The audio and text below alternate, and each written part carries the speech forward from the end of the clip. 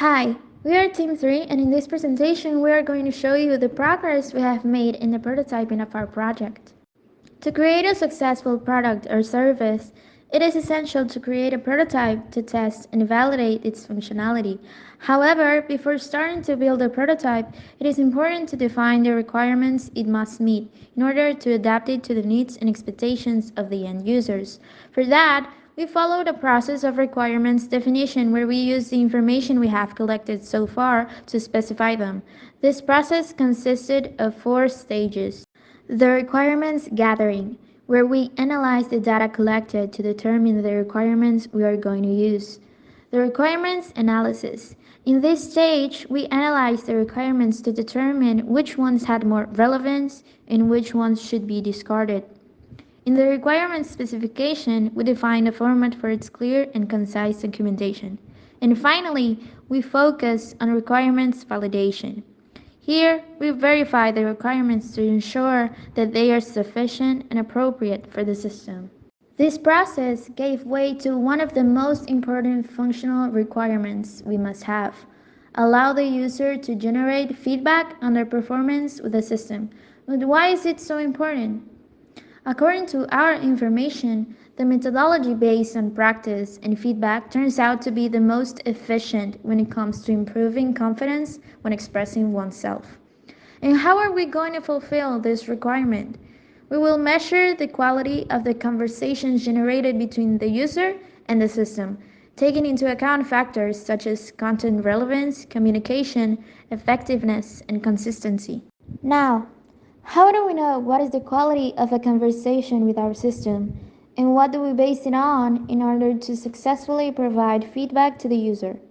To measure the quality of our conversations, we use 4 metrics, used in fields such as social psychology, communication, and education. The response time, which is the time it takes the user to respond to the questions or comments of the system. This is measured by taking the time elapsed between the conversation generated by the system and the user's response. The level of participation, which is the amount of user contribution to the conversation with the system. Cohesion. This metric defines the ability of the conversation to maintain a common thread and a logical sequence of ideas. In order to measure cohesion, the number of times certain keywords are repeated throughout the conversation is counted, indicating that there is a connection between the different elements of the conversation. Words such as because, in addition, therefore, however, likewise. The number of connectors contained in the conversation will be taken into account. Finally, we have the fluency, which can be measured by taking into account the number of times the user interrupts the conversation he/she is generating. Many students feel insecure and anxious when expressing their ideas in a non-native language, so we must make the system able to generate conversations avoiding this. For that, we established the following requirement. The system should make students feel comfortable and relaxed during the conversation and should not generate anxiety or frustration. Now, let's talk about how we went about building our prototype. Our idea is to use technologies like Alexa Skills Kit and the GPT API to build a conversational model to meet the needs of our project. It is important to mention that working with a voice interface is much more complex than designing a UI interface for a mobile application. For this reason, we had to find the design guides provided by the Alexa documentation. In this video, it would be impossible to show you all of these guides. So here's a QR code for you to review in more detail. Following the basic guidelines of the design of a skill in Alexa, we had to consider the following steps. Decide what to build. For this case, we had to meet as a team and talk to find out if what you're building is compatible with the features of our system, or if there are other alternatives to build it. Designing our dialogues. We took advantage of tools such as ChatGPT to create our test conversations, which were completely random.